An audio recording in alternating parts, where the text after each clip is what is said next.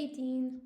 Hey guys, so I wanted to do this live yesterday, but it actually took me quite a while to prepare everything last night, and by the time I was happy with my notes, it was just too late to do the live, so I decided to do it today.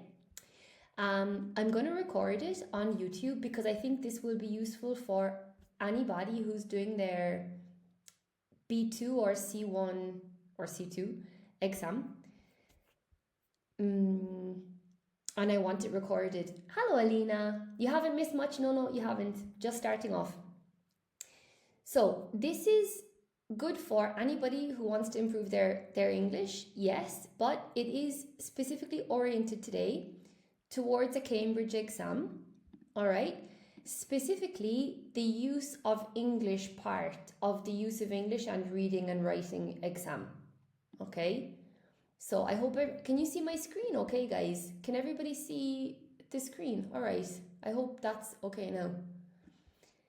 Your favorite one? Really? Are you winking? Okay, cool, thanks Alina. Awesome. So, in this part of the exam, sorry you guys now if you're not interested in an exam, but it won't take too long to explain this. So the first part of the exam is called use of English, which is basically where they're testing your grammar. There are 4 parts, 1, 2, 3, 4. The first part has 8 questions. This is what we're going to look at today. 8 questions, and it is 1 mark per question. So this part of the exam, part 1, is worth 8 marks. You should do more or less, to give you an idea, 1 minute per question. Now that's really, really important. It's like maths, yeah, it is. This part is quite mathematical. If you're going to do this exam, you really need to know your timing because you don't have time to waste at all. Okay? Hello, Fernando. So part 1, 8 questions, 8 marks, 1 minute per question. Part 2 is the same and part 3 is the same. The only difference is part 4, there are 6 questions, but each question is worth 2 marks. So you can see part 4 is really, really important. Okay? So this should take you about 36 minutes in the exam. Hello. Are we going to cover some keyword transformations? Keyword transformations, Dean, is in part 4. Okay, so today I'm going to focus on part 1.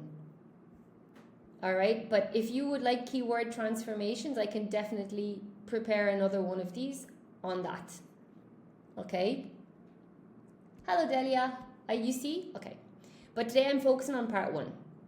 So, for exams, it is important to identify patterns across multiple exams rather than isolated vocabulary words. Again, definitely for Cambridge. We need to look at the patterns in the exams. This is the best way to approach it.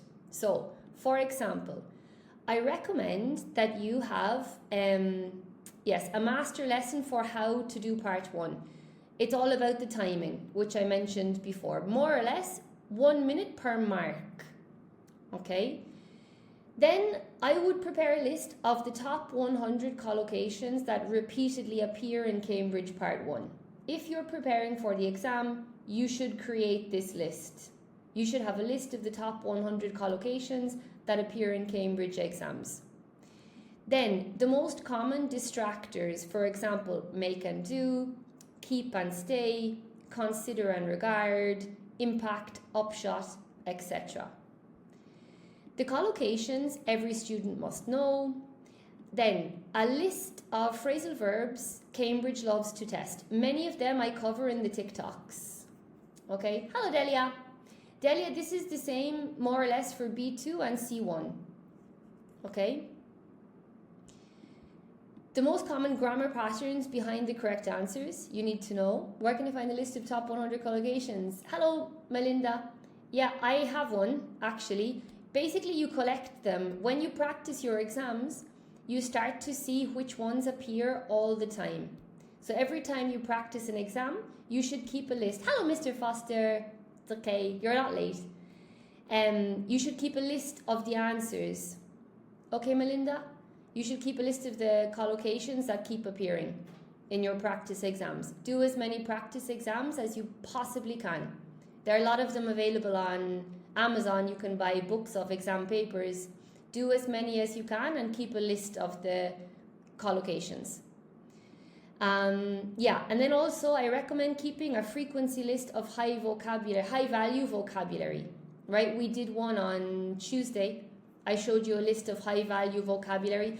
This is words that appear regularly in Cambridge.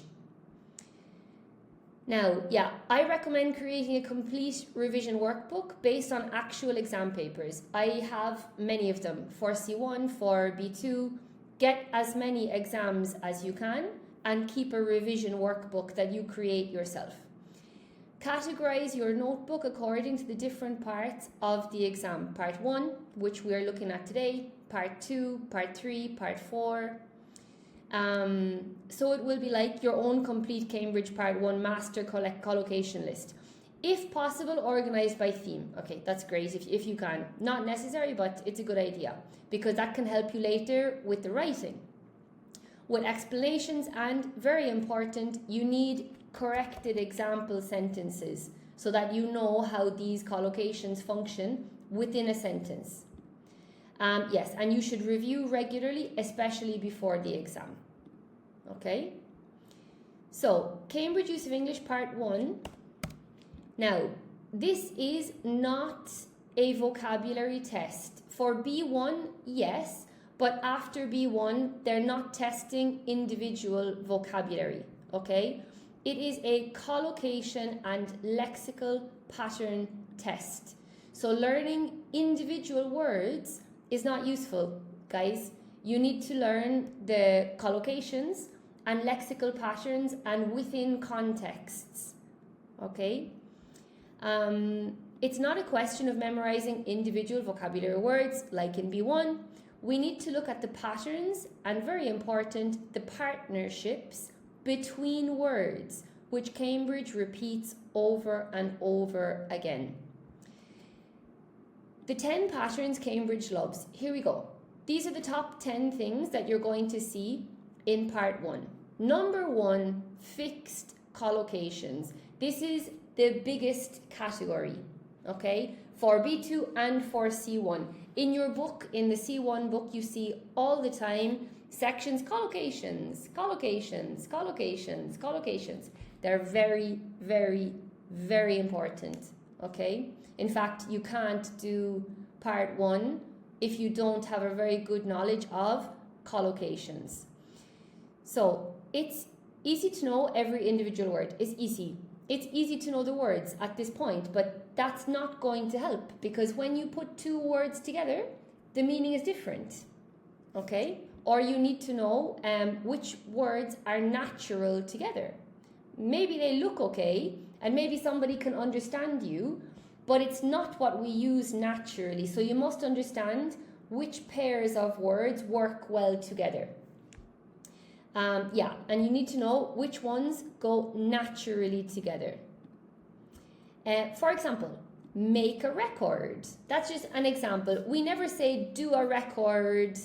You know, it's going to be make a record. So here you can see, yeah, look, if you don't know, you must know make and do. You have to know this at this point, okay? After B2, you have to know the difference, what goes with make and what goes with do. Okay, so you should know make a record, not do a record. Make a mistake, Mr. Foster. Exactly, make a record, make a mistake. Yeah, you don't say do a mistake, for example, okay? Keep the sun out, right? We show loyalty. We don't do loyalty. We don't wear loyalty. We don't listen loyalty. We don't act loyalty, we show loyalty. So it's just, these are words that in English, they just go together naturally. So if you say something that's not show loyalty, it sounds a bit strange. Act loyal, but then you're changing loyal from loyalty. Aren't you authentic? You can act loyal, but loyalty, you must show loyalty.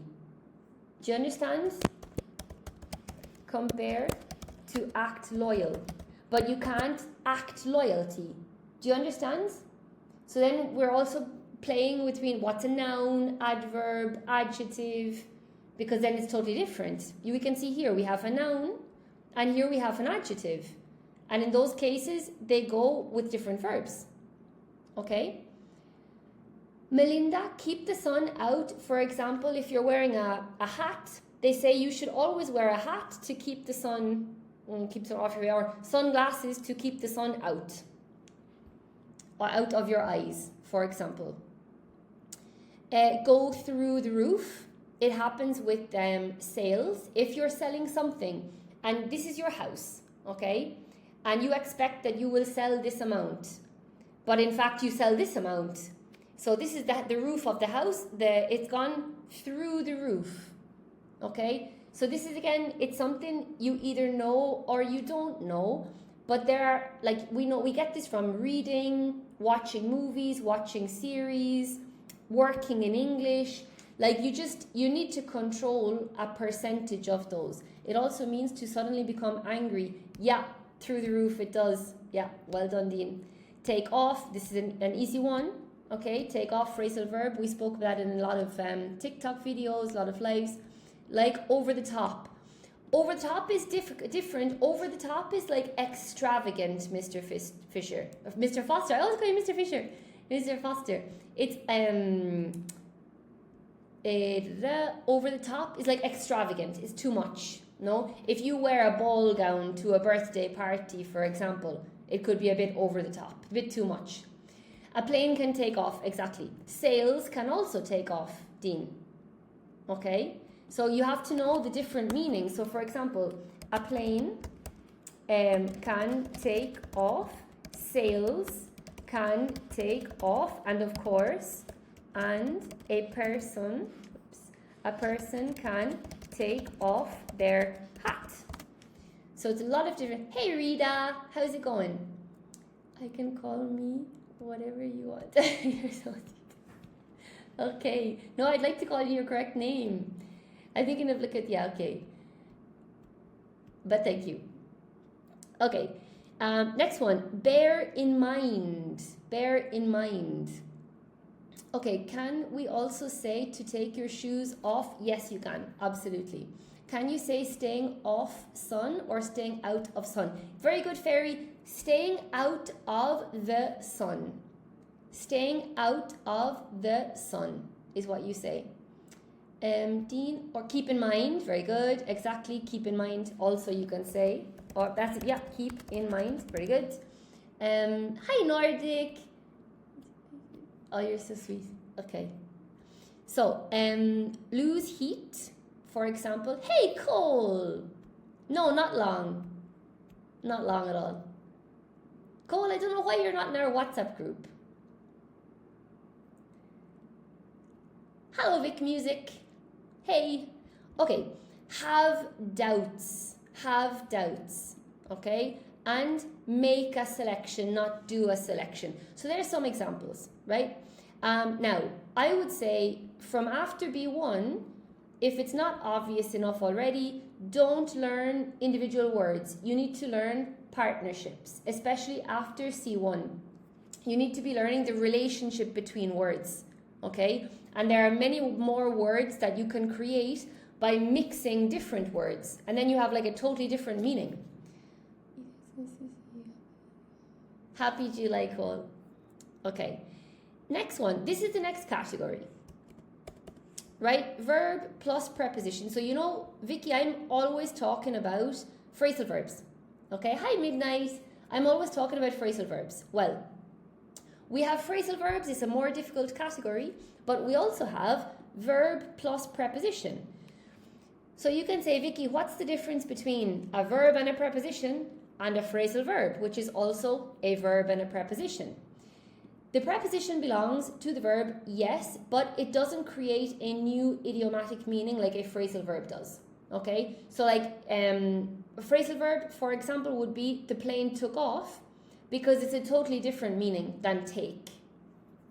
Okay? But verb plus preposition, it's the same meaning as the normal verb, but this verb just goes with a particular preposition. And we need to learn, I hope that's clear, but we need to learn both. The train departed following its 9:30 a.m. service to Bristol Station. Departed following its... Very good. Yeah.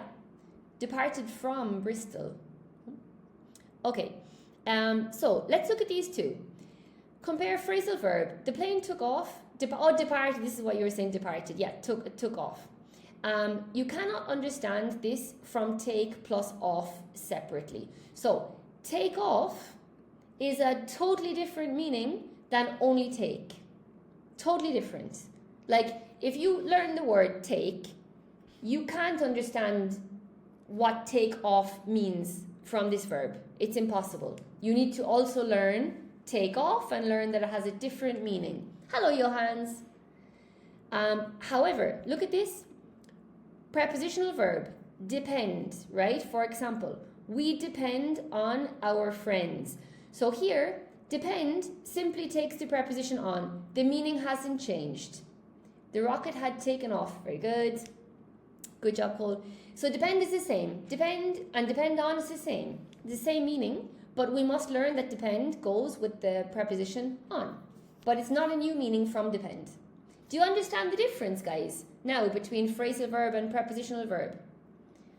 What will I have to eat? It depends. Very good. What will I have to eat? It depends. Very good. In this case, we don't need to say on. You could say it depends on what my family wants. Okay? It's important to be able to distinguish between the two because Cambridge tests both, for sure. Okay. Yeah, so Cambridge loves testing which preposition naturally follows a verb. This is the reason that I have created so many TikToks and so many short videos. Hey, fan club! And so many short videos speaking about phrasal verbs. People ask me, Vikki, why are you making so many videos about phrasal verbs? Because of this, okay? They're really, really important after level B2. B2, C1, C2, and native speakers use them all the time. So this is why I focus on them a lot. And I try to break them down and create short videos explaining each one, giving some examples. In your notes, hi Silwek, I'm Irish. The Midnight Composer, I haven't seen it yet, okay. You haven't seen it yet, okay, that you can take a look. In your notes, if you're preparing for an exam, or if you're working in English, like look, I have so many notebooks. This notebook is from, it's nearly finished now, unfortunately. This notebook is from a friend of mine, a very good friend of mine. She was my student many years ago. Look, it's very cute. Can you see? It's super cute. And in this is, after you can plant the seeds. But look, my notebook is totally full of notes, totally full. And I say to my students, when you're at work, if you don't have to do an exam and you hear your colleague mention a phrasal verb, write it down in your notebook. And then they can ask me or they can ask on the internet and then create a few examples for yourself with sentences using this phrasal verb. And then at work the next day or the next week, try to say them. Your colleague doesn't need to know that you are practicing your English. Just try to say the phrasal verbs and see if they understand you. Okay? Cole, we had no... What was in the pipeline? Yesterday, guys, it took me so long to prepare these notes that I then afterwards it was too late to do the live. This is what happened because I spent a long time. You want to see my handwriting? See, I don't write very... I must look for something that's like half decent in this. Okay, this is kind of what my handwriting looks like. Can you see? More or less, this is what my handwriting looks like. Okay. Let me see. Mr. Foster, there's your handwriting. Did you see? I hope you saw it. I was a busy bee. It took me a long time, this thing. And I kept thinking, oh my God, I have to mention this. This is useful. You know? In reverse. Oh, in reverse. Okay. Isn't it cute? Like an artist, you think so? Okay, off we go, right? Examples of verbs with prepositions. Look, we have example, focus on. So, repeat. focus and focus on, it's the same meaning. Okay, if I say focus and focus on, it's the same. But I have to learn that when I use focus, the preposition will be on. Okay? There are lots of bees in my garden, actually, Cole, at the moment. Bees, or I think, I like bees, they're little wasps. That's so sweet, Mr. Foster. I actually like drawing. I should show you something. Maybe, do I have? I don't have it. Yeah, hang on. Well, this is actually, these are some of my drawings here. Look. So, yeah. If you can see. Yes. This is some. So actually, it's not my number one hobby, but it's, I do like drawing. It's funny. We are focused on what you are saying. You are focused on what I'm saying. Good job. We are focused on what you are saying. Nice, Midnight. Cole needs to focus on the content being taught and less on the content that is coming up later. It's perfect. From the book Petty Barbarian. Oh, thanks, Mr. Foster. Yeah, it's like a hobby in the background when I have time.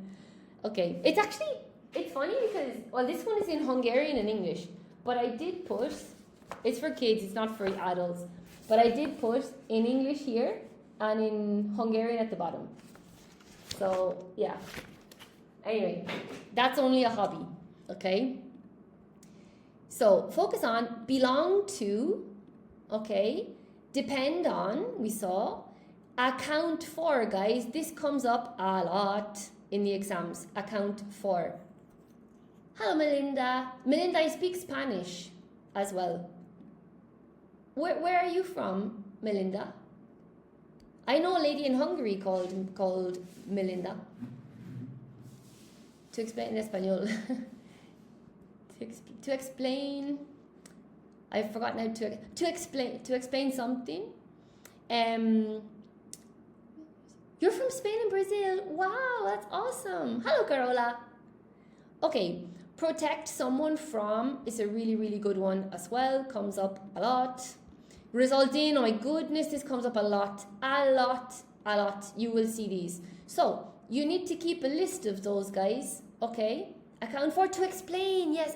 Account for, but also, you could say, look, there is 100 euros, 1 second, 100 euros in the cash register. Yeah, which is unaccounted for. Yeah, exactly, like unexplained. Yeah, very good, like this. Unjustified, very good, justified. Hold account for or how is it used? Hold someone accountable, Rita. That's this one. You're thinking of this one. To hold someone accountable, and it would be for their actions. Yeah. Somebody must be held accountable for this. Good job. Eating junk food will result in fatigue and a lack of energy. No, that's for you. Oh my goodness. Cole, you got a lot of fireworks there. Yeah, well done. Did I answer all the questions? I think so. I hope I didn't miss anybody. Okay, that's one group. Now, next group is verb plus noun collocations, right? So, probably the most question type. So, have a chance, okay? For example, Betis, I shouldn't say that. Betis is I shouldn't say that, my goodness. It's a local football team in Sevilla, okay? But they're maybe not the best. So we could say Betis doesn't have a chance against Real Madrid. I hope I haven't offended anybody. I hope there's no Betis fans here. We have a chance to be in here. Oh, you're like, that's very sweet. Midnight, good job. The only account for Van Gogh got his ear cut is Paul Gauguin. The only account for is accountable for. So you could say Paul Gauguin was accountable for cutting off, was held accountable for cutting off Van Gogh's ear. Is that right? Hello, Andy Munoz. Hello, Andy. Opportunity, exactly. Have a chance, have an opportunity, exactly, Andy. That's right. Yes. Make a record. I mentioned keep warm. Okay. Raise awareness comes up a lot. Reach 45 degrees. Pay attention comes up a lot. A lot, a lot, a lot. This one, have a chance, make a record, keep warm, raise awareness. Like, they're all really, really common verb noun collocations. Okay? Yeah, so students often know, students often know every word individually because this is like B1. No, it's our first step. But choose the wrong verb because they don't know the collocation. And this is the difference between B1 and B2C1, is that these people know which words go together naturally. To pay someone a visit, very good, Dean. Pay attention. Mostly we hear from teachers, yeah, we do, exactly, midnight, pay attention. Yeah. And also when you get on the plane, right? When you get on the plane, the pilot says, please pay attention to the flight attendants while they're giving you the safety demonstration. Yeah. Okay, next one. Now we have adjective plus noun collocation. So something similar, but we have an adjective with a noun. That they just go together in English. They have a special relationship and they can't really be substituted. Okay? So, straightforward instructions. I love this word for B2. Straightforward, and for C1, but it's a very, very good. It's easy to follow. No, it's not like curving like this and, difficult to follow. It's straightforward, means easy to understand. So straightforward instructions. Waterproof hat, right? Mouth-watering creations. Obviously talking about food. Like lucid. Clear instructions. Yeah. Lucid, I think, is more like people's mental state, no? Like she wasn't lucid after the operation. No? She has moments when she's loose. Burning desire. Yeah, that's another good one. I'll add it. Why not? Burning desire. Yeah. I'm putting it down here. Well done. Good job. A logical puzzle. Rare plants. Spectacular journey. Lemon, mouth-watering. Lemon is not mouth-watering. Pizza is mouth-watering. Lemon is definitely not mouth-watering. Well, I had some chili today. I didn't realize how hot this new sauce was, and I put on quite a lot, and my mouth was watering. I was also sneezing. My eyes were watering as well. But I think in this case, mouth watering is like, it looks really, really delicious. Depends, yeah. Keen interest and a close-up view. Lemon is stomach turning. Okay, and then Vicky's favorite, phrasal verbs. Okay, this is why so many of my videos are on phrasal verbs. Because I think when you have a verb with a preposition, if you don't know because you don't need to know a different meaning, Phrasal verbs are another level because it's totally different meaning than the verb. So, yeah, Cambridge absolutely loves these. Any exam, honestly, but especially Cambridge. For example, take off, again, totally different to only take on its own. Set out, totally different meaning to set. Drop out, totally different meaning to drop. Like, sometimes I can make a connection, which makes it easier to learn. But I think alone, very difficult to get from drop to the meaning of drop out. Go over, totally different meaning to go. Drop dead gorgeous, okay? Drop dead gorgeous, yeah. Again, totally different, Rita. Well done. Yeah, brilliant one. I love that one. I'm going to write that one, actually. I think that's really cool. That's really cool. One second. Drop dead gorgeous. Gorgeous. I love that one. And it's totally different. Okay? Not a phrasal verb, but it's really cool. Make up and carry out. Carry out always appears. Almost in every single exam, you have carry out somewhere. Right? So, usually only one option forms a natural phrasal verb. But they give you 4 options that are super similar, which is the frustrating point, Okay. And the next point then is fixed expressions, which I also doing on the conceal, make up. Yeah, make up, it also means to invent. You can make up a story or an alibi. Yeah. Aren't you going to explain them? Hello, Ibrahimi.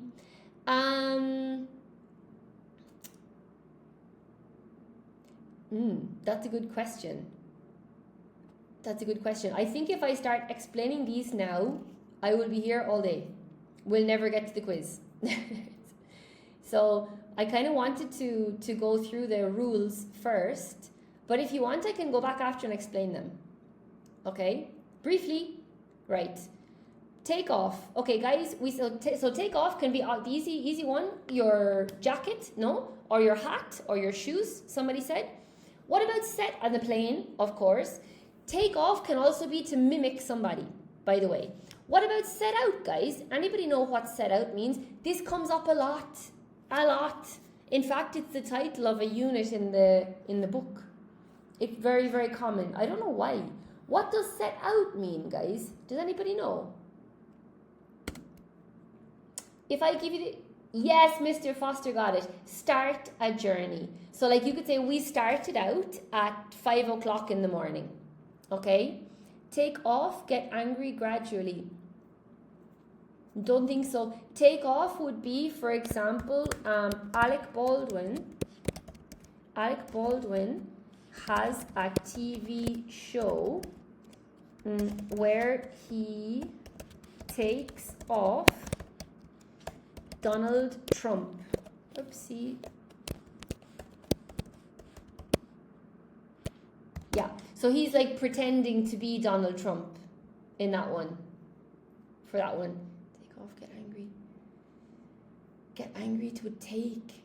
I mean, you have the one, like, you have this one, Rita. To take something out on someone else. This one could be when you're angry. This is very advanced, eh? I don't know if that's the one you're thinking of. Take off on me. Take it out on me. Take it out on me. Don't take it out on me. It's not my fault. That's like, don't blame it on me. It's not my fault. Okay? Yeah, that was it? Okay, awesome. That's very advanced, eh? This is like, I want to say C2, but it's very high level. To take something out on someone. Really, really good. Good job, Mr. Foster got that one. Start a journey. Good job, Carola. Yeah. He set out the plates on the table. He set the plates out on the table. Good job. Well done. Yeah, you got it. Okay. He set the plates out on the table. Yes, can be. And also then it can be to leave, start a journey. To leave, start a journey. Very good. Go over. What about go over, guys? This is definitely in a TikTok video. I remember distinctly doing this. You can use, yeah, good job, Elibriam. Well done. Ibrimi. Yes, good job. Review. You got it. To review something. Okay, well done. To go over. Super. Guys, the TikTok videos, you can use them and get your notebook, write down a few examples, and then try to create your own examples. And that way it'll start to go into your head. And then if you have the opportunity, try to use them in conversation. And that's really how you cement the phrasal verbs into your vocabulary. So go over, review. Make up, yeah. Make up is make up a story. Yeah. Generally it's invented. Generally something not true. Make up an alibi. Okay. The plane went over the mountains. Exactly. The plane went also. Yeah. The plane went, or maybe, yeah, flew over. Excellent. Good job. Also midnight. Well done. Super duper. And this one, carry out. What about this one, guys? carry out is to do or perform something, a task. Good job, Sean. Well done. Good job. Yeah. To do or perform a task. Excellent. Super. Make. Hey, you got another one. Rita, I totally forgot about this. Yeah. They had a huge fight.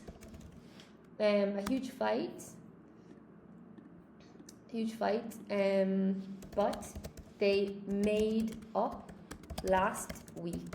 Yeah, like made peace. Excellent. Totally forgot this one. Awesome. How about continue?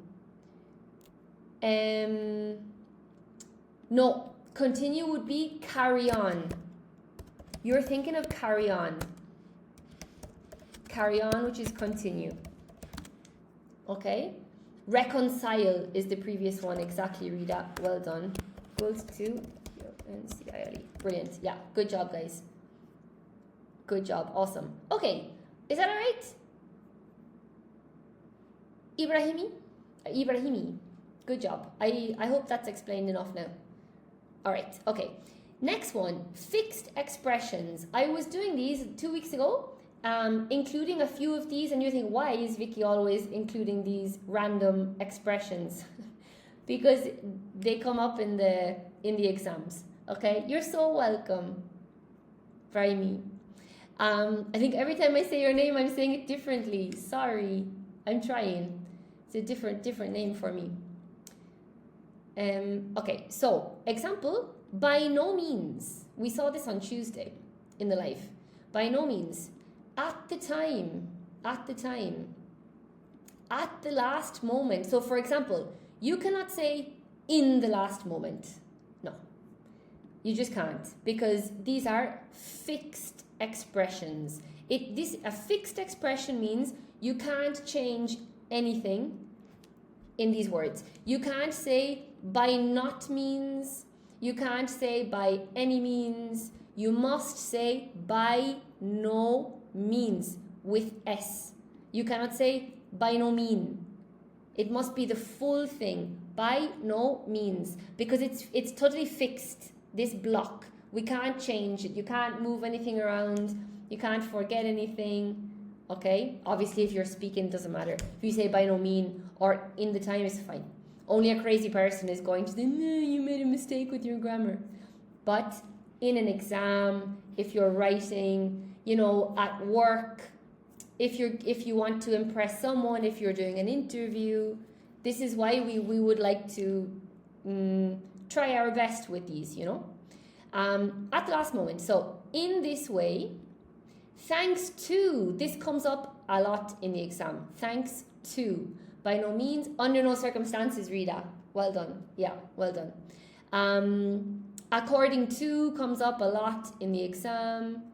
We are by no means the worst students on the live stream. Yes, good job, Midnight. I love that one. We are by no means the worst students on the live stream. Awesome. In the nick of time. This is very advanced, Mr. Foster, eh? We can put it, but in the nick of time. Yes, we can put it, but it's very advanced. Even for Cambridge, I think. Maybe in the listening, you might hear something like this. But it's high level. Okay. So here we go. Look, how can I learn these, Vikki? These simply have to be recognized. Sorry, but you are either familiar with them or you are not. Like, you know them or you don't know them. And Dean, if you're there still, these can come up in the sentence transformations. And unfortunately, you know them or you don't know them, and that's all. How can you learn them? Watching TV in English, working in English, communicating with English speakers, making notes. Try to use them when you're speaking. Me, for example, in Spanish, I love learning these now. For me, it's like a game. If I'm listening to someone and I hear that they use an idiom or an expression that I don't know, I was, hey, can you said this, what does this mean? Can you explain to me? What was it? My student last week, she said an expression that I really, really liked. Oh my God, what was it? It was, something like, I'm going to get it wrong now, but it was more or less like, no hagas leña de un árbol, P-O-L, caída. Guys, Spanish guys, if you can help me with this. But it was basically, literally, this means don't make firewood from a fallen tree. But in English, it means don't kick a man when he's down. So this means when somebody is in a bad situation, they have had bad luck, this is not the moment to kick them. Okay? Thank you, Guerrera. Oh, thank you. I put the article. I know I put the tilde. For me, the tildes are very difficult.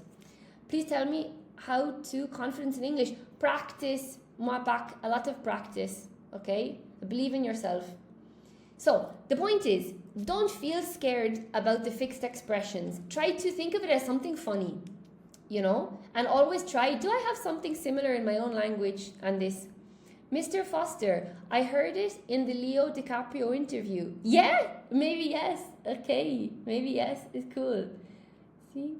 Awesome. We should watch more. You're so sweet. Yeah, the videos are there if you want to check. Okay, that's why I'm making them. All right. I know they seem very niche, but each video I try to make about a very specific thing. You know, when I see one of my students having difficulty with something, I try to make a video on that particular point. You know. Okay. So next one, 7. Now. This is something that younger students, it's like banging my head off of a wall, trying to explain to them how important this is, okay? Because obviously, this part of the exam, people just would like to fill the gaps, but you need to understand the text, really, okay? Heal before advice. Heal before advice, yeah. So, very important, you must actually understand the text to grasp this. We're going to see this later in the examples, okay? I tried to create an example to explain this point. So, the gap isn't isolated. So, you have a sentence and you have a gap. But this sentence is not isolated. You need to study the sentence before and the sentence after, because you really need to know the context before you can imagine what the writer wants to put in the gap. So the gap isn't isolated, it sits inside a text, and the surrounding sentences help you choose the best answer. Sometimes several words look possible, sometimes, almost always, but only one fits the context, the overall meaning of the text, or forms the correct collocation. So you really, really do need to study the sentence, right? Now, look at this. Here's my example. She gave him a very explanation. Now here, this sentence is isolated. I didn't give you the full paragraph. It's just the basic sentence, the isolated sentence. So, would you say A, clear, B, plain, C, obvious, or D, open? What do you guys think?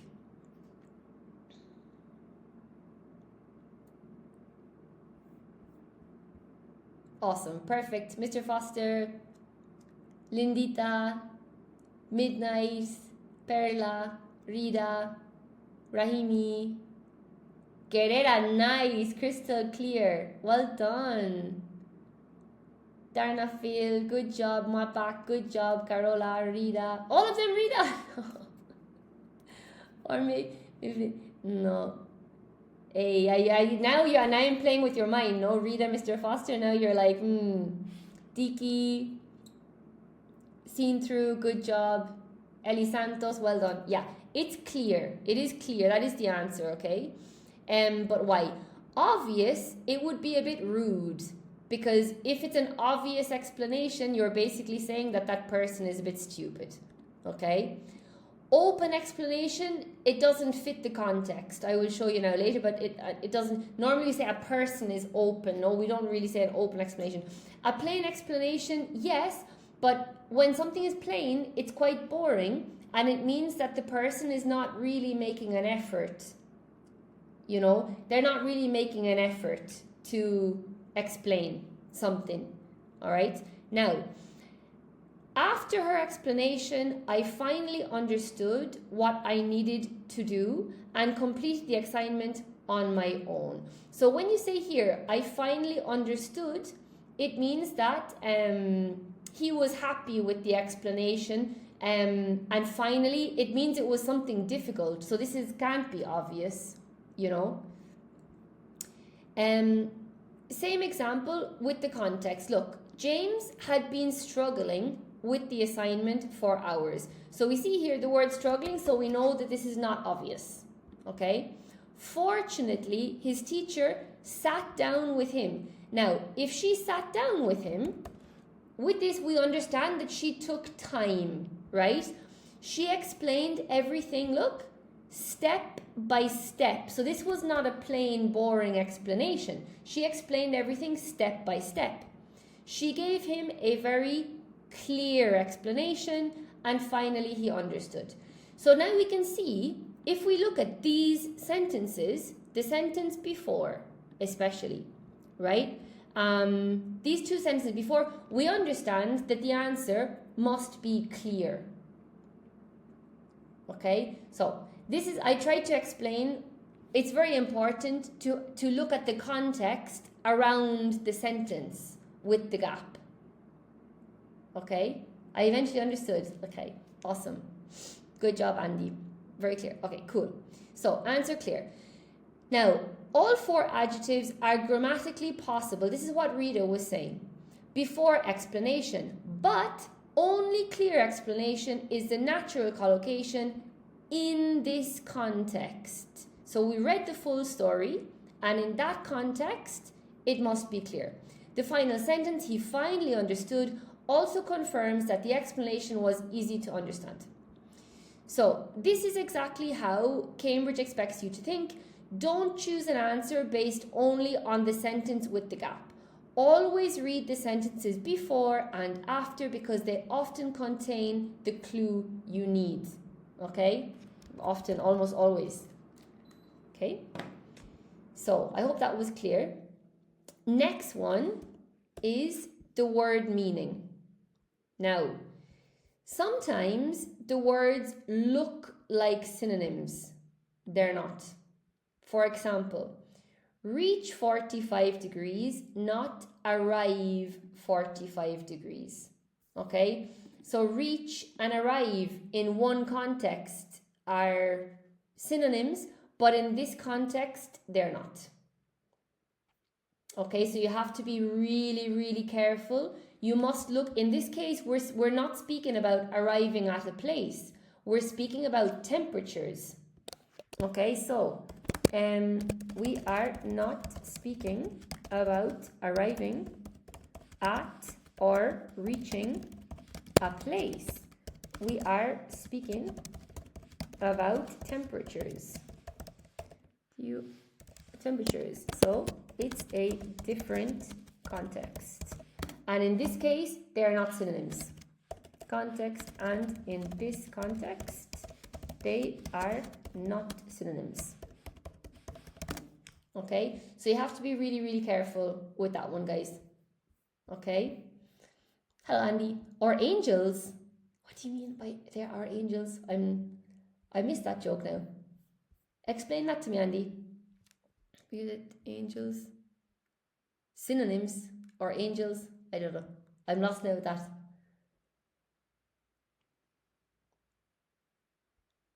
I'm still lost. Sorry. Or angel. I don't know. I don't get it. Okay. I'm not sure. My mind now is moving on to something else. I can't. I'm not sure what you mean. Let me know. Geometry joke. Aye. Okay. I didn't get. Thank you, Gerhard. I didn't get it. Okay. Right. Okay. Yeah. Right. This joke. I didn't get it. I didn't get it. You know, when your brain is focused on one thing, it's like you can't, you don't have access to other stuff. Okay, awesome, Cole. Okay, so next one, number 9, meaning in context. So sometimes you know all 4 words. Yes, many times a good student will know. Sometimes all 4 seem possible. The only way to find the correct answer is to understand what the writer is trying to say. For example, James had trained for months before the race. Crossing the finish line made all his hard work worthwhile. He felt an overwhelming sense of. So, I'll give you the options and you can check. What do you think? A, achievement, B, victory, C, win, or D, prize? I hope you didn't see the answer when I was scrolling down.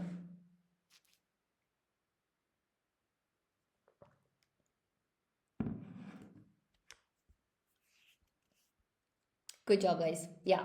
Andy, Perla, Star, you got it. Achievement. It's achievement. So you have to be really careful. You should look at it from a different angle. Yeah? Now I can, Ines, okay. Carol, achievement. Yeah, it's achievement. Good job. So obviously, we're talking about winning, and all of these words are associated with winning, you know? But when we look at its sense of, we can only say sense of achievement. Okay? So, why? The paragraph focuses on James' personal accomplishment after months of training. It isn't about beating someone else or receiving a reward. So it's not about a victory. It doesn't say that he won, in fact. It doesn't say that he received a prize.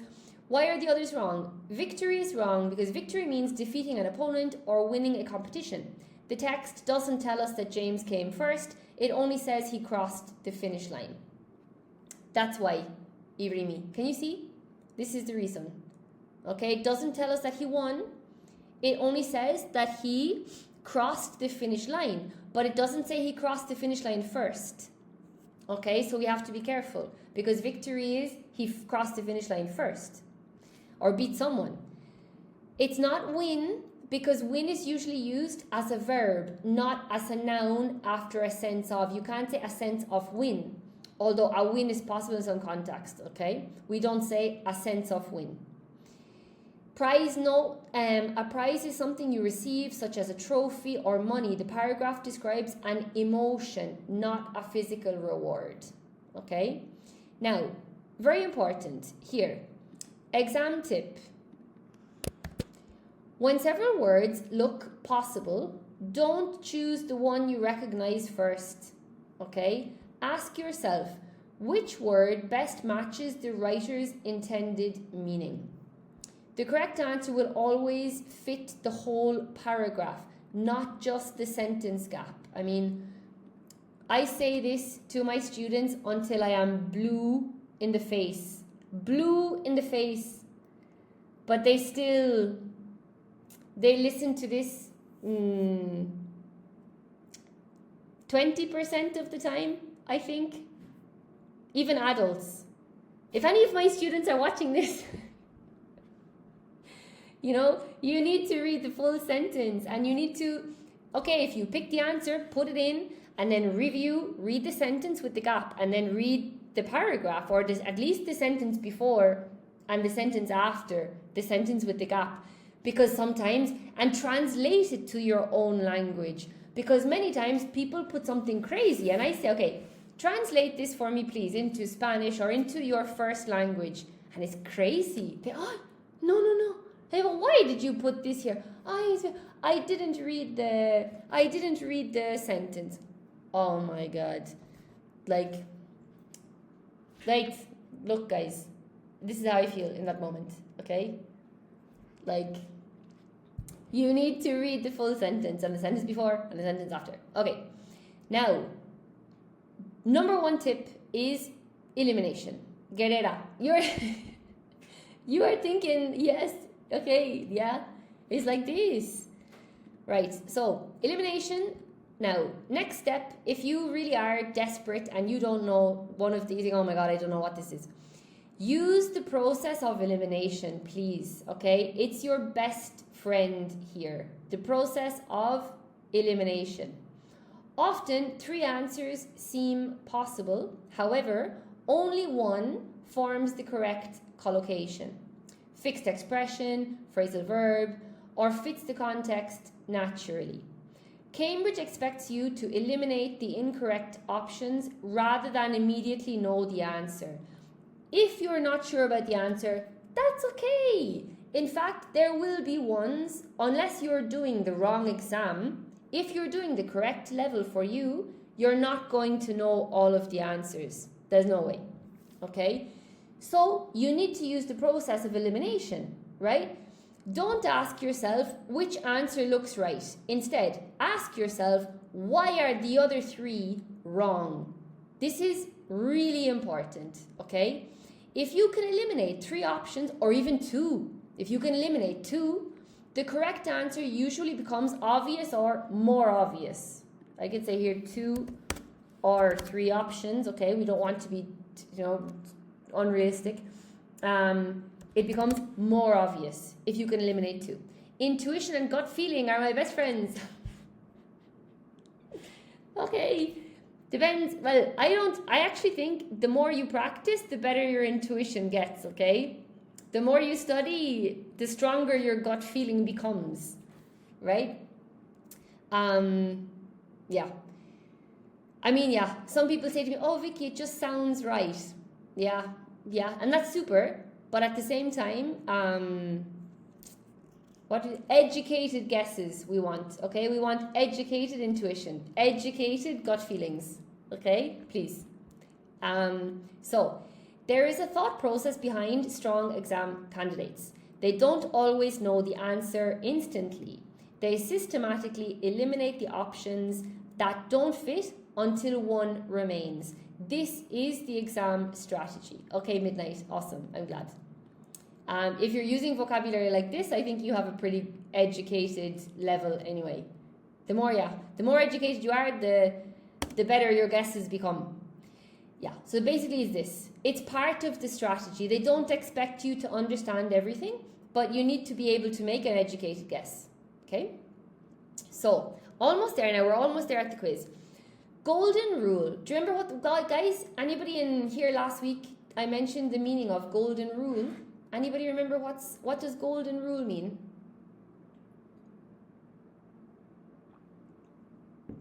So something that's gold is worth a lot of money.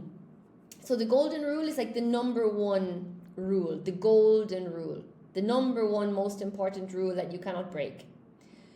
When you look at the options, don't ask which word do I know, ask which word naturally lives with the words around it. Native speakers don't say, I made a photo. I made a photo, no. Okay, they say, I took a photo. That's collocation. All right, so what's the difference between make and take? Because everybody just says, take a photo. We say take a photo, we just don't say make a photo. So, Cambridge isn't testing your dictionary knowledge. It's testing whether you know which words are natural partners. This is a big mindset shift because we need to stop treating part 1 as a vocabulary test and start treating it as a collocation test. Okay? Now so, practice questions, guys. I've got some practice questions for you. Okay, are you ready? Everybody ready? I didn't put like the full text at once. I put just individual paragraphs with 2 gaps in each. Okay? Oh my gosh. Sorry. All right. Mr. Foster, always. Okay. You ready? Always. Okay. You were born ready? Yeah. Paragraph 1, right? This is the first one. So many people believe that learning a language is simply a matter of memorizing vocabulary. In reality, regular practice plays a far more important Students who speak English every day tend to make much faster One thing you can do before I show you the options, guys, you can try to guess if you want also. This is another tactic. Before you look at the options, you can imagine what the options might be. This one I think somebody should know, no? Plays a far more important... Yes, good job. Perla, you are on fire. Okay, so what goes with play? Options. Number 1, function, role, task, position. What do you think? function, role, task, position. So in reality, regular practice plays a far more important function, role, task, position. Good job, guys. Perla, Rita, Mr. Foster, you got it. Okay? Plays a far more important role. Good job, Midnight. Plays, we always play a role. Okay? Excellent. Number 2. Students who speak English every day tend to make much faster development, advance, progress, or improvement. What do you guys think? Students who speak English every day tend to make much faster development, advance, progress, or improvement.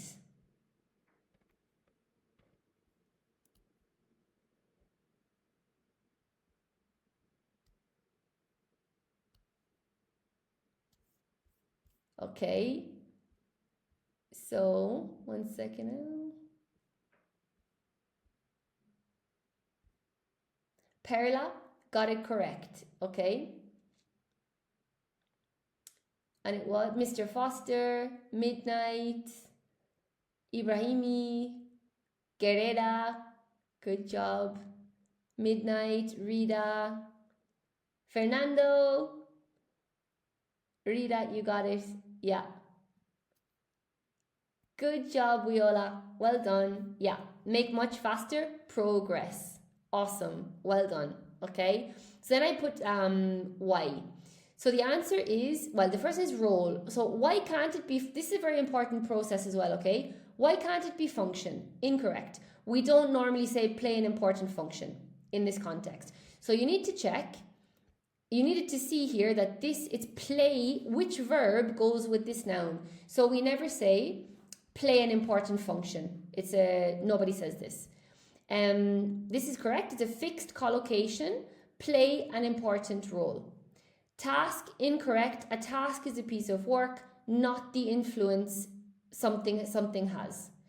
And D, position, incorrect. Position refers to location or rank, not importance in a progress or in a process. Okay, awesome. So you can, like, using these, if you don't know the answer, you can at least try to eliminate 2. And then you've got a 50-50 chance of getting it correct. Okay. Number 2. Development was incorrect. Why? We usually talk about a person's progress, not their development when learning a language. Okay? Development may be at work, but in learning a language, it's going to be progress. Okay? Play a role in a movie. Yeah, same. Midnight. Good job. Well done. B, advance. Incorrect. Advance is usually used as a verb in this context. Okay? Progress is correct. The natural collocation is make progress. We don't say make advancement. Okay, we say to advance. Improvement, incorrect. We say make progress or show improvement. Look, you can say show improvement, but not make improvement. It's not the correct collocation, but not make faster improvement here. Okay, good job. So on to the next one. I think I prepared 5. So paragraph 2. Before leaving the office, Sarah always sure that every document has been saved. She knows that failing to do so could serious problems the following day. So what are the options? Number 1, has, takes, does, or makes. And 2, generate, cause, produce, or prevent. So before leaving the office, Sarah always sure that every document has been saved. She knows that failing to do so could serious problems the following day. Good job, guys. Yeah, Sarah always makes sure. Well done, Mr. Foster, Guerrera, Fernando, and Sarksi. Well done, Ali, Fannery, good job, Elfie, seen through, well done, good job. And number 2, is cause. Well done. Mr. Foster, Ali, seen through, Fannery, midnight. Well done. Good job. Okay, so now why? Why are these the answers? Okay, so number one is make. So has is incorrect. We don't say have sure. Take is incorrect. Take sure is not an English expression. Does is incorrect. Do sure is not possible. So make sure is the fixed expression is make sure. Okay. Asegurarse, Guerrera. Asegurarse. Ensure, no. Please ensure the windows are closed. Kind of make sure. Yeah, you could say yeah. Asegurarse, ensure. Yes, you could. Good job. You could absolutely say that. Please ensure that all of the windows are closed. Let me see if it fits up in here. Sarah always ensures that every document has been saved. Yeah, you can. And question 2, cause. So generate, right? Incorrect. Generate is usually used with things like electricity or income. Okay? We don't generate problems really.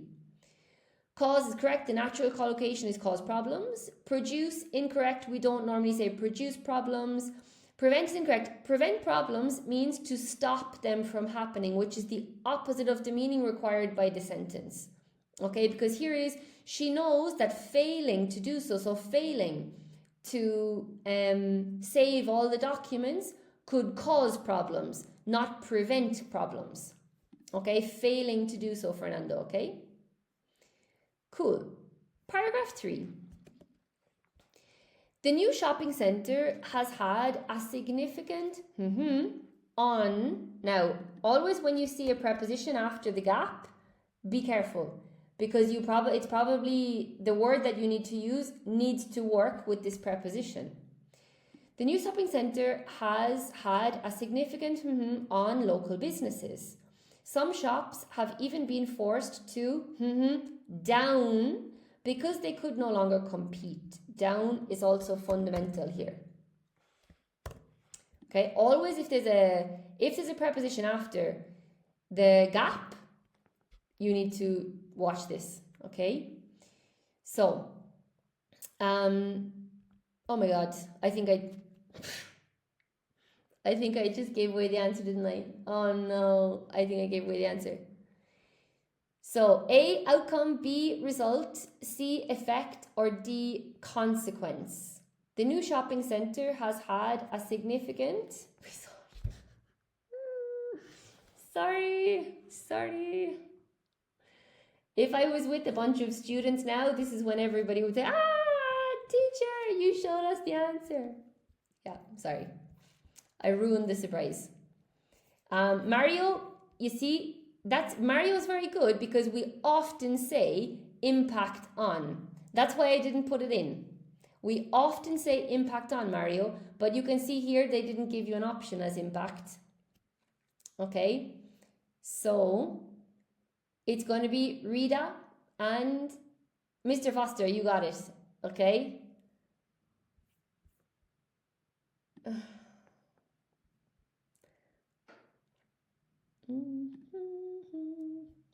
Just, yeah, get rid of some undesirable comments there. Teacher, slowly please. Oh, Felix, I'm sorry. Okay. Yeah, effect on, guys. Effect on. Significant relevance. Significant effect on. Yeah, significant effect. Well done. Significant effect on. Brilliant. Well done. I can't sing at all.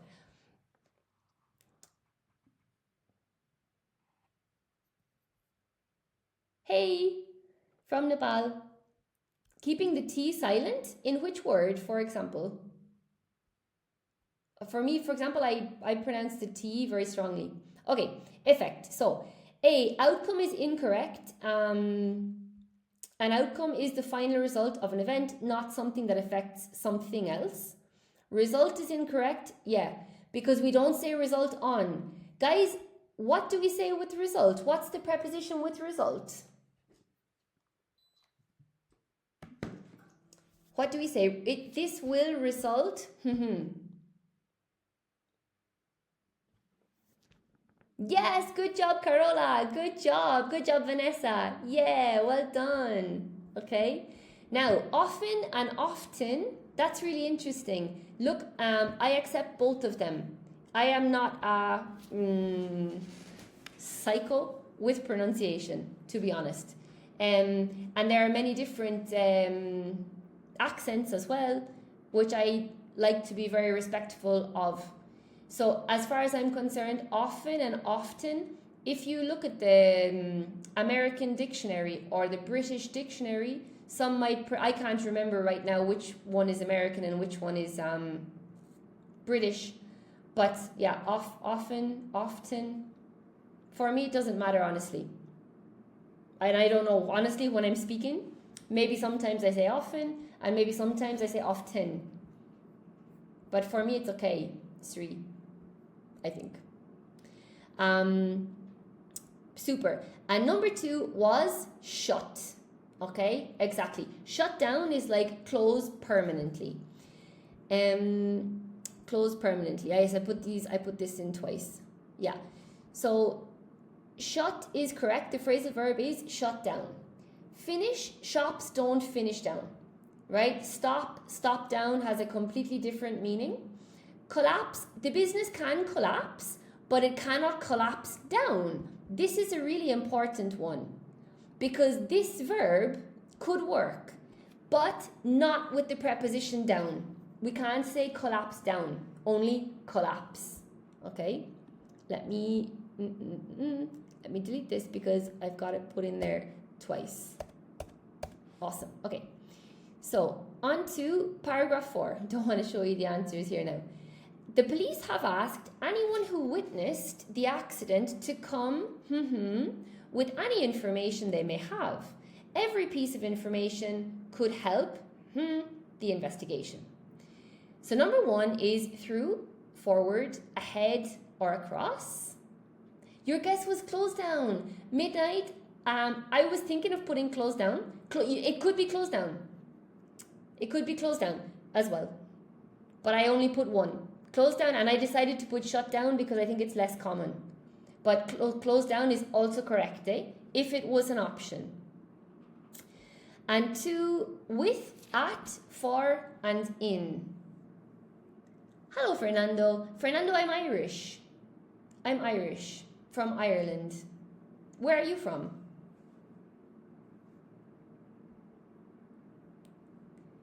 To come across, yeah.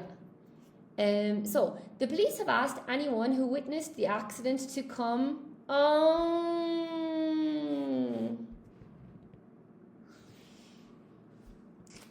Guys, so, okay. In the TikTok, the phrasal verb come across exists.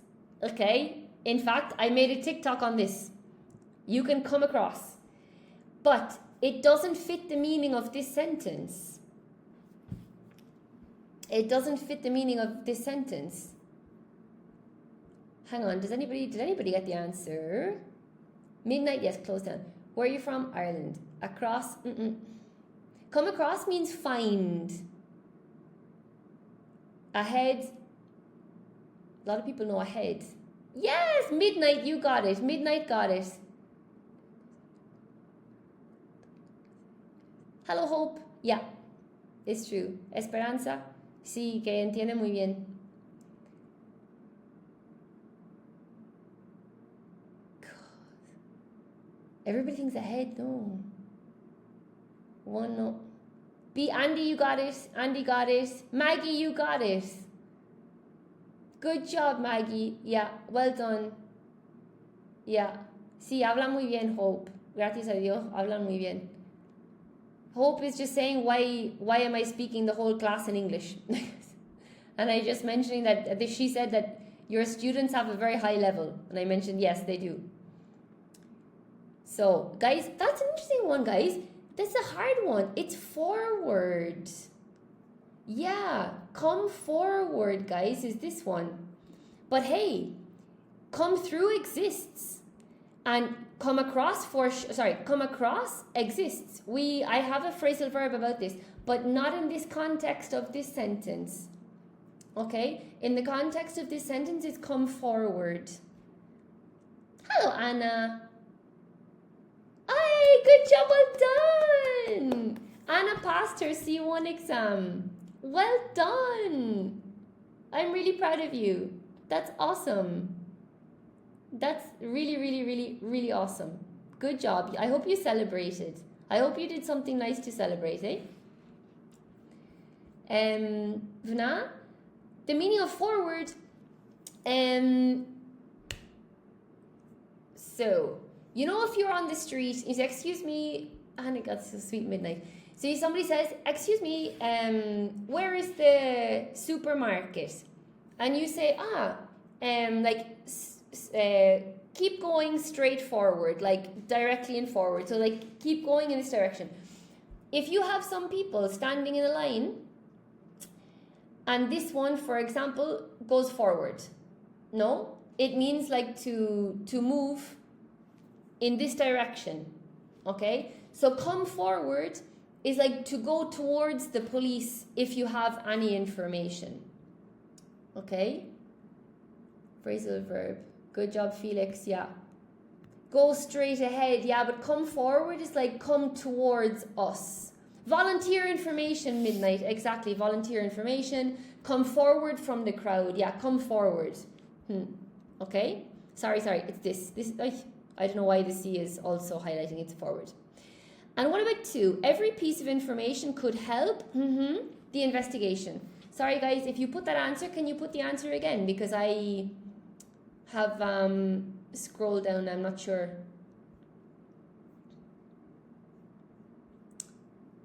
Wow. Amazing. Yeah. Good job, guys. Well done. Andy, seen through. KK. Not across. Green lady. Adnana. Yeah. Seen through. Carola. Guerrera. Maggie. Very good. Midnight. Yeah. Come help with the investigation. You always help with something. Super duper. Well done. Okay.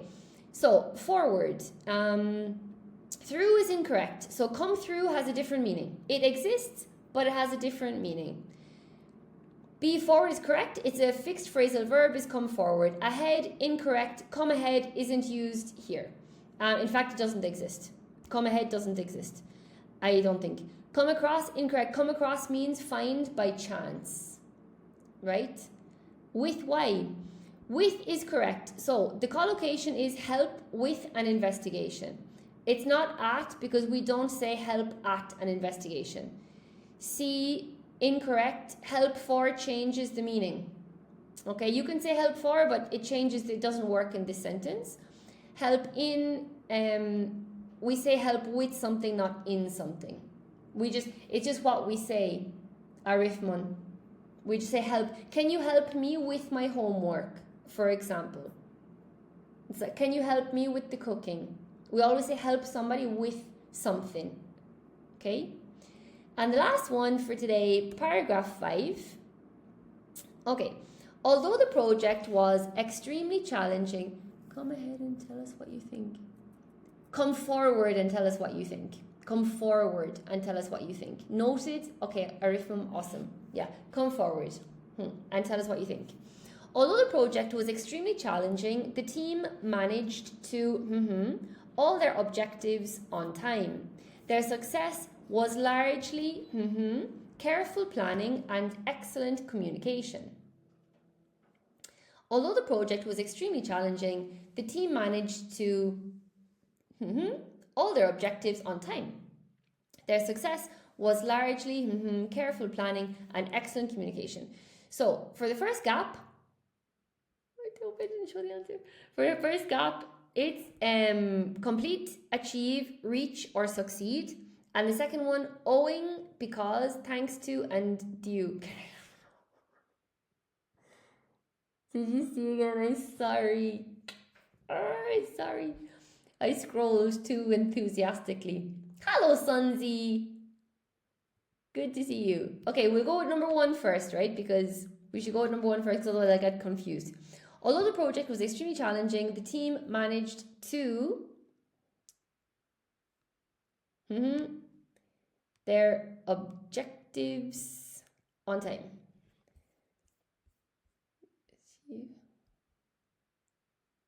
Okay. So we have a bit of a fight between A and B, you know?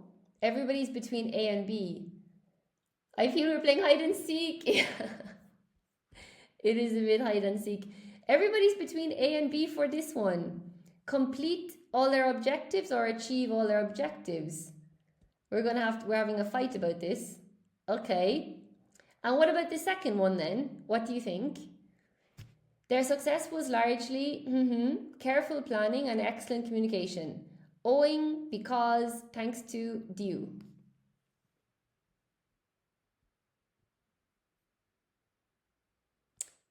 Okay. This one is really tricky, honestly, because it all depends on the prepositions. Felix thinks 1B, 2C. Okay. Due, thanks. Oh my God, this was a very tricky one. Okay. So, yeah, if you look, here we don't have the preposition to, right? Okay. If it was owing, it would have to be owing to. Owing also goes with the preposition to. So in this case, we can't use owing because we're missing the preposition to. If it was because, it would have to be because of. Yeah, Carola, exactly. It would have to be because of, and we don't have of, okay? And with due, it would have to be due to. Okay, so in this case, it has to be thanks to, right? Because it's the only one there that I put in the to. It was kind of a trick question, to be honest, with this one. Okay, so the answer to one is achieve, guys. It was achieve. A lot of you had it, and I can see why you were confused with complete, but it's achieve their objectives. And thanks to careful planning. So, complete, right? We complete a task, yes, but we achieve an objective. We complete a task, but we achieve an objective, okay? Okay. The chat's moving. Yeah, because of, exactly, okay? Awesome, okay. Achieve is correct. The natural collocation is achieve objectives. Reach, incorrect. We normally reach a goal, not reach an objective, okay, in this context.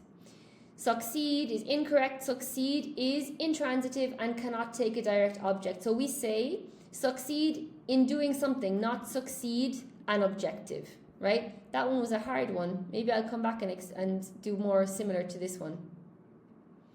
All right, and then thanks to, so owing, incorrect. It should be owing to, not owing on its own. Because, incorrect, because it should be because of, not because. Thanks to is correct, the fixed expression thanks to. Due is incorrect, it should be due to, not due on its own. Okay, yeah, I'll do some more of those midnight if you guys think they're useful. Super. Okay, so I got some speaking practice.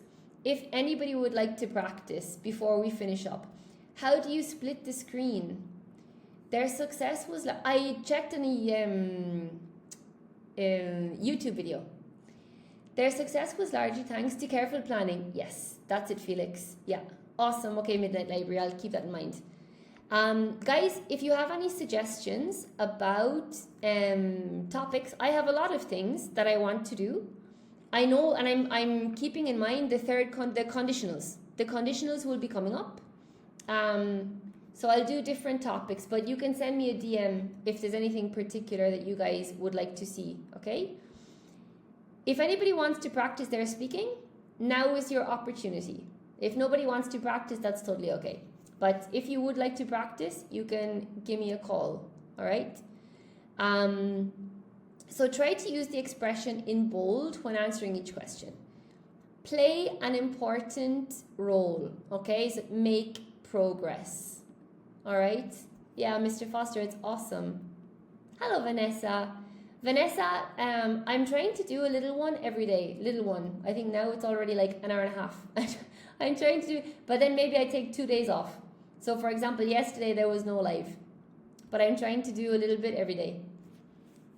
Okay? So, for example, what has played the most important role in helping you improve your English? Have you made good progress this year? For example, so we can practice make good progress and play an important role. I wanted to practice. Mr. Foster, you guys are the stars.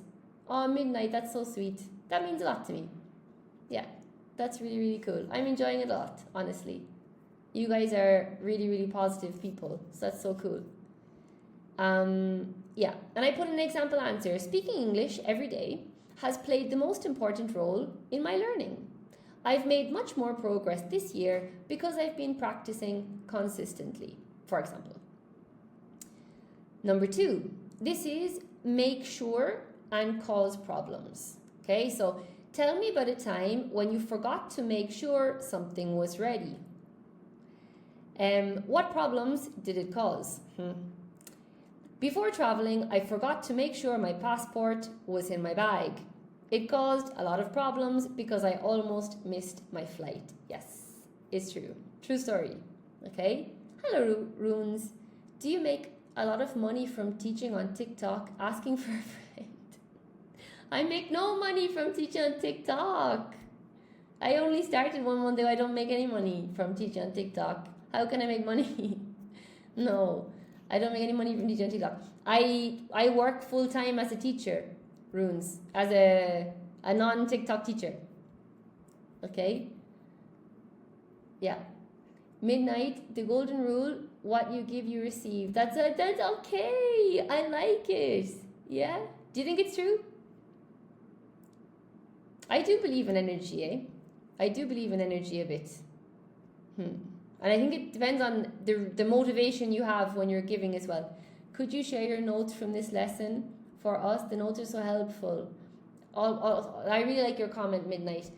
Yeah, Carola, many people are asking me for the notes, but my notes, I feel like my notes are a bit kamikaze. I spent yesterday, for example, some hours preparing these.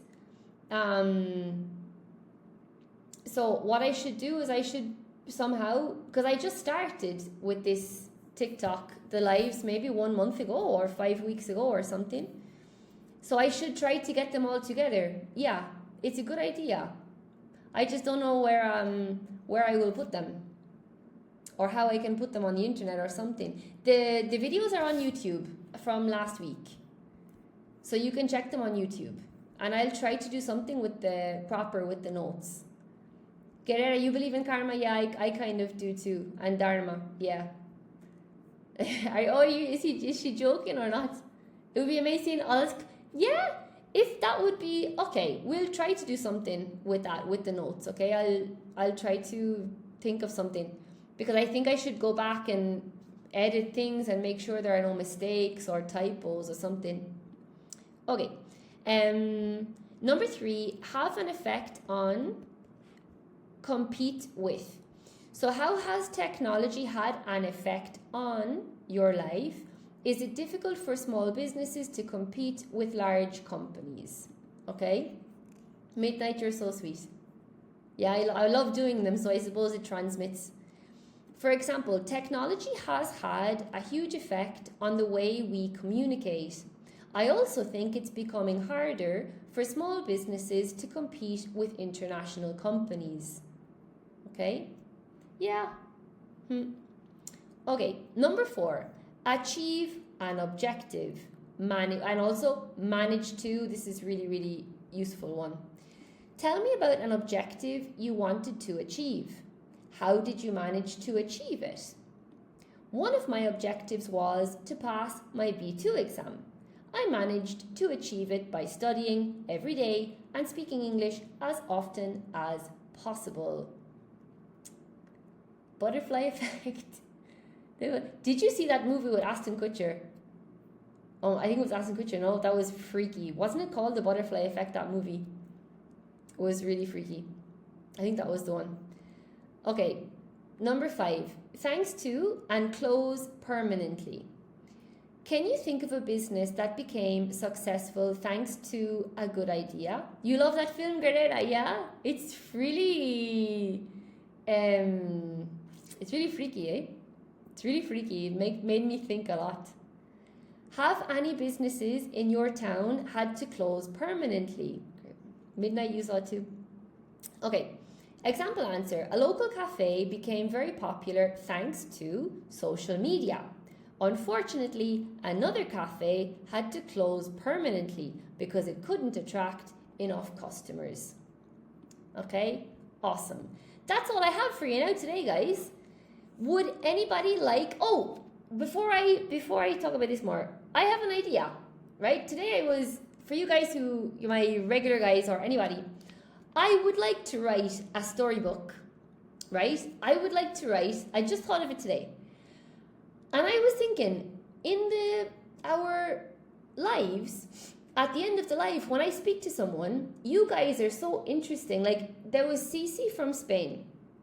There was Forensics from the Congo. Rita's from Sudan, right? There was Will from Argentina. Alessio from Italy. There was Anik from Belfast, from the north of Ireland. Okay? Really, really interesting people. I was wondering, would you guys like to write a short story? Maybe like, I don't know, about your life, where you're from, and why now you would like to learn English. I was thinking like maybe 1,000 or maybe 1,000 words or 2,000 words. And I would like to collect these stories, edit them a bit, and put them in a little book. Maybe I can include some vocabulary. And I would like to make this like a book of short stories, but about you guys on TikTok. It was just an idea that came to me today. So I felt like, that would be really cool. Because also some people say, Vikki, I can't find books to read, So in this way, I could put in some of the vocabulary that we are studying, some of the grammar that we are studying. So like oriented towards learning English, but with interesting stories. I just thought of it today. I was like, what could I do? Because I felt like when I was speaking to you guys, it's amazing. I had never spoken to somebody from the Congo before, or even somebody from Sudan, I think. And it was really cool, So, yeah. So if you guys, I can give you my email. If you guys are interested in writing your story, it would be so nice. Some people, that's my email. Some people have been writing me messages as well and telling me like a little bit about their life, and it's just really cool, Yeah. So if anybody would like to write their story to include in this little book, you can send me your story, okay? Let me see. Let me catch up in the comments. Yeah, Midnight, it's really cool. I really like English and I would like to teach English like you were doing, but I do not master it. But Saul, you can teach your own language as well if you like. You don't have to teach English. Latvia, Riga. You're from Latvia. I would like to visit Latvia. I would like to, my father is married to a woman from South Africa. And her daughter is going to work in Latvia, I think, in September. I'm pretty sure. I don't know if it's Riga, but she's going to work there. So it will be really cool. Felix, for me, watching dynamic lives plays the most important role in making progress. Yeah, Felix, that's awesome. Midnight, you can write a song. Rita has sent me 2 of his songs, and they're absolutely beautiful. Really beautiful. Maybe I can ask him if I can include one of his songs. I can ask him anything you would like. You can send it to me. I can maybe polish it, no? And we can put it together. Wintico, you like the idea? The Midnight Composer, yes, okay. It's an interesting one, yeah? Okay, Carol, okay. Here, let me see. What kind of story? It can be any kind of story. Like I was very interested in like where everybody is from, you know, and like why they would like to. Well, it doesn't have to be why they would like to learn English, but maybe why they're interested in education, or just like their story, or any difficulties that you had with English or anything, you know. Or if you guys have any idea what kind of story, life, I was thinking, like, then I was also thinking, like, it could be a story about somebody who inspired you, or it could be an important lesson that you learned in life, you know. Hey, Brendan in Brazil. Lima, Peru, Vanessa. Vanessa, I would like to visit Peru. Brendan, I was in Iguazu in Brazil. It was amazing. You're in the Maldives. You're so lucky. I would like to visit the Maldives. Would you like us to tell Guerrera? Maybe it could be nice. I don't know. Any special story for you? I don't know if I should categorize them. Like, you could write about like an important lesson that you learned. What do you think? Beautiful. Riga looks like it's from the postcard. Hello. Hello, me, Madik guy. They inspired us to learn more. Awesome, midnight. Guys, maybe the first one we could talk about like a useful lesson that you learned. No, I like the idea where you're from. Vikki, do you belong to millennials or Gen Z? I'm not sure. Well, I am sure. I think I am sure. I think I'm. What do you think? So we could pick a topic, guys. Which do you prefer? We could say like your story and how you came, or why and why you are interested in learning languages. Not have to be English, because I think you guys, some of you speak more than 2 languages, eh? Hello, Fuck. I speak so fast. Sorry, I'm Irish. Irish people speak really fast. Or it could be a lesson you learned. A lesson you learned. Or could be something that inspires you. Something that inspires you. But I would like to know about your stories. Like where you're from. A bit about your life, I don't know, and your motivation for learning in general. Doesn't have to be English. Wouldn't you like to visit Dominican Republic? Yes, I would like to visit the Dominican Republic. In fact, I have been studying this possibility, but I want to avoid the hurricane season. You know, yes, Latvian, Russian, a little bit of Spanish and English. Wow, I mean, that's incredible. Like 1, 2, 4 languages. Like, it's mind-boggling, you know. And for people who only speak 1 language, I think it's so interesting to hear the story of people who speak multiple languages. Do I also hide my treasures at the end of the rainbow? Yeah, I do. Yeah, I do. But you know, to get the treasure, if you spot the leprechaun, you can't take your eyes off the leprechaun. You need to maintain eye contact continuously. That's the only way to get the treasure. If you take your eyes off them, they will be gone.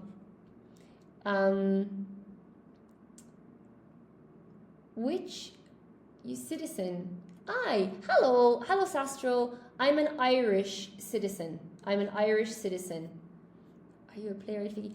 I haven't written any play. Wait, that's a lie. Goodbye, blinking. Okay, I have written 1 play. I wrote 1 play many years ago. I was working in an international school, and I was teaching 1st grade, and I wrote a Christmas play, and it was absolutely fantastic, I have to say. My kids put on a really good show, and I enjoyed it a lot. Hello, Issa. I enjoyed it a lot. So much. That's the only play I wrote so far. Who knows in the future? Okay, awesome. So guys, does anybody want to practice their speaking? This is the last chance, okay? Which grades do you usually teach? Carola, I don't teach kids anymore. I'm only teaching 2 kids. Me and Madikai, we were studying part 1, so of the exam. Hey Eduardo, Saul. So we'll just get rid of this comment because I think that's a bit strange. Okay, yeah. Which grades do I teach? I was teaching many different grades. I taught very young learners, so learners under 2 years old, 3 years old, 5 years old, 6 years old, and then a lot 7, 8, 9, 10, 11, all teenagers. So it depended on the year. But now I teach mostly adults. Mostly adults now, Carola. Okay, awesome guys. So, nobody wants to practice their speaking today. That's okay. If anybody would like to, don't be shy. But it's okay if you don't feel, it's funny, there's a lot of people here, nobody would like to practice their speaking. But it's okay. All right, so I'm going to let you go. You can try, Vanessa. You would like to try? Yeah, Carol, you're scared. Yeah, I think Vanessa, you can try if you like. Do you know how to call? Vanessa, the button, I think, according to everybody, is like down here next to the comment button. You should be able to call. And then you'll appear here on the screen. And I can accept. You're welcome to call and try now if you... Oh, I see you.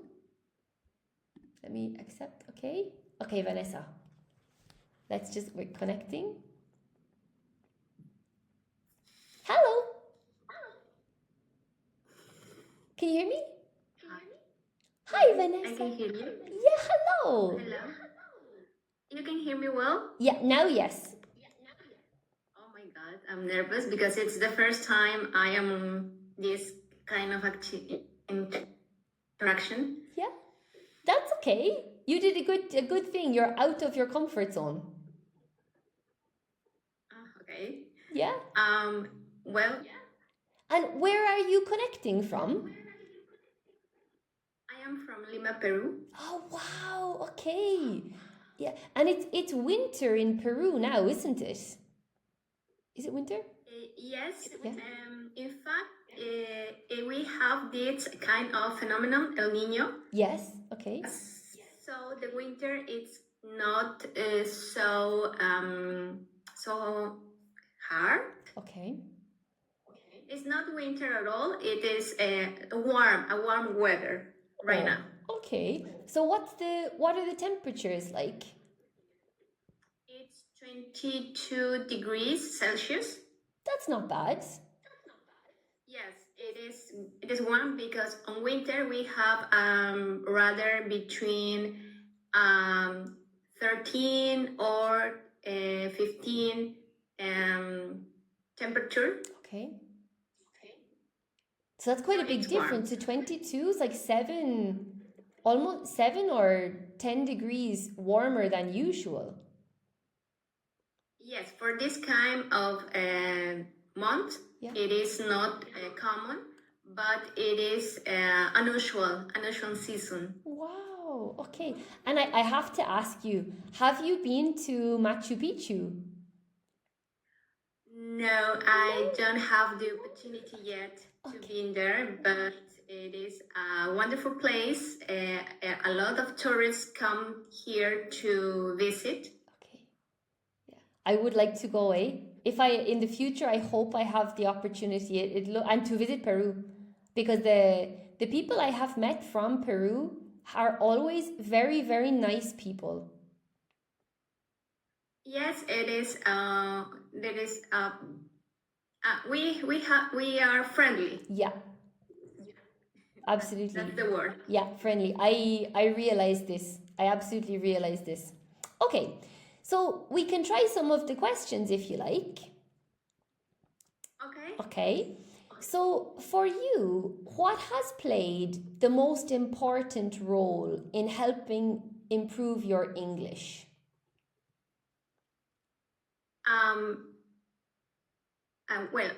In my case, I have programs hearing a lot of podcasts now that YouTube or TikTok has. Okay. And it is helping me to improve my understanding when I see movies or TV series, Yeah. and also realize how to pronounce correctly the words, even though I don't sound like a native. But I believe that I improve when I speak better or correct some sounds, and also do phonetics, and that I can advise to the other persons that are here, and to practice every day and have the opportunity to speak on Preply. I choose 1 or 2 lessons a month to try to avoid the nervous that I have. That's amazing advice. Really, really cool. Okay. And have you made good progress this year? Yes, because I do not practice since my daughter was born 5 years ago. So I stopped doing it. But this year I come back or return to do it again. I'm not sure if the word is correct. You can say both, but it's the same. Come back is the phrasal verb and return is the normal verb. So they're okay. You can also use the phrasal verb take up. I have taken up English again. I take off English again. Yeah, take up. Or you can say restart. Restart, okay. Yeah, I think it fits. I understand better. Restart English again. Excellent. Awesome. Good job. Okay. So, can you tell us about a time when you forgot to make sure something was ready? Oh, okay. And it was when I go with my kids in the morning to the school, and I realized I didn't bring a book that the teacher asked the day before. So I returned to the home and come back to the school to give the book again. Okay. And did it cause any problems? No, it didn't cause any problem. Perfect. Awesome. Very good. Yeah, it's a good one. Well done. Okay. The next one is have an effect on and compete with. So the first question is, how has technology had an effect on your life? And is it difficult for small businesses? Well, no, we can do this one first. How has technology had an effect on your life? I will say that it has both advantages and disadvantages effect, because I can use it to learn. For example, now I can use my cell phone on TikTok to find a teacher like you, give free lessons and help me to understand and practice. And on the other hand, the disadvantage is that you spend a lot of time on the screen, and it has this light that affects you, the eyes or the skin, if you are working with a computer too. So you can find a balance to use the technology. 100%. This light is called blue light, they say. Blue light. Yeah, exactly. Good job. So the next question is it difficult for small businesses to compete with large companies? At the beginning, I believe yes, it is difficult, but small businesses start or begins with a small store, and then with the years they become larger, and it has to find a way to achieve and to how can I say, to find the people that it is with you, faithful. I think it's the word. Are you faithful? Exactly. They say, are you speaking about customers or employees? Customers. Yeah, loyal, you can say. Loyal customers. Yes. Like That's this. the word. Small businesses can find loyal customers, so that's the way they get bigger and in the process of the years. Yeah, really smart. You sound like a businesswoman. I'm working in a big company, so I understand. I understand. Okay, very good. Cool. Okay, the next one is achieve an objective and manage to. So tell me about an objective you wanted to achieve and how did you manage to achieve it? I want to achieve a good grade level on speaking English. I am working to get the C1 certificate, Cambridge certificate. So this year I'm working every day to find the opportunity to practice. I thank God I found you today. And also I saw a lot of videos on YouTube and TikTok. And I hope that this year I will get the certificate. Yes, I hope you do too. I hope you do too. That's really cool. It sounds like you are working a lot, eh? It's really good. It's also awesome, Vanessa, to have an objective like doing the exam because then you have a goal to work towards, right? Yes, it is that I focus this year to achieve. Yeah, awesome. Okay. And the last one is thanks to and close permanently. So, can you think of a business that became successful thanks to a good idea? And have any businesses in your town had to close permanently? Okay, I am going to start with the last one. Okay. I saw a lot of restaurants that closed permanently because they decrease on sales because they don't use the same ingredients on this preparation, so the food has not well enough for the customers. So in just a short time, they closed down. Oh dear. And I think of a store that starts to sell these kind of products for girls that has curly hairs. Okay. So yes, and this kind of store that is specialized to have products that helps that girls have that structure during the day. So it is growing up because I saw I visited malls when these stores are opened more and it's increasing. Yeah. Are there a lot of girls in Peru, in Lima, with very curly hair? Yes. Yeah. It's increasing. Okay. Actually, nowadays it is getting a great importance.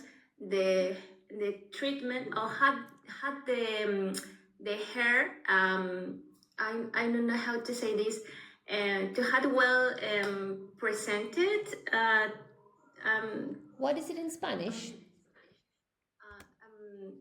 que tengan el cabello bien tratado, que se vea bien. Oh yeah, it's important. It's more and more important for your hair to look good, to be well Yes, taken care of. No, well taken care of. Yes. hair to be well taken care of. Yeah, to look styled. To look style. That's the meaning I want to say. Okay, that's amazing. Awesome. Hey, you did so fantastic. You speak very well, and I can see the work that you have done with the phonetics, eh? Thank you. Okay, se nota. You can notice it. That was really, really good. Thank you so much for calling, Vanessa. Thank you. I really enjoyed Thank it. you for your time. Yeah, you did awesome. Okay, so maybe you can call again anytime. I don't mind. Rita has also called 2 times. So anytime you would like to speak, if you're here at the end of the live, always there's an opportunity for somebody to practice. Okay.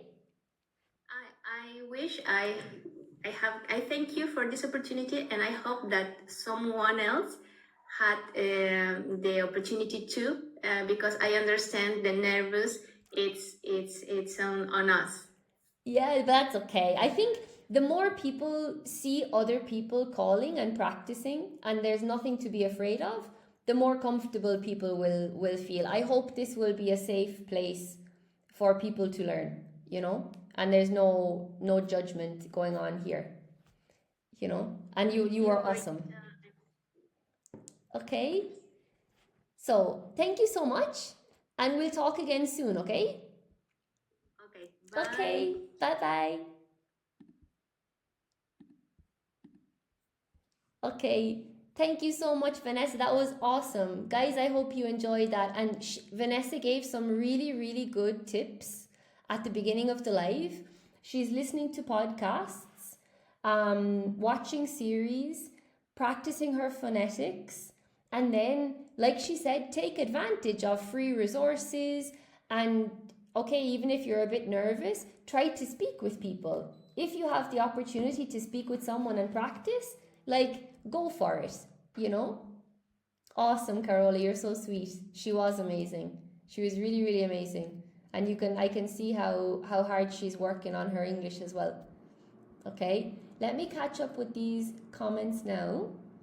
Yes, Carola, scared of speaking a bit. Everybody, I would have tried with pleasure, but I have unstable. Oh, okay, Mr. Foster, you can try next time when you have a better connection. Okay, Wintico, you can try next time. Anita, anybody can try. Okay. You're from Vietnam, Lien. I was in Vietnam last Christmas. It was awesome. Hello, Arab. Let me see. More or less, Lillian, of course. Awesome. Okay, guys.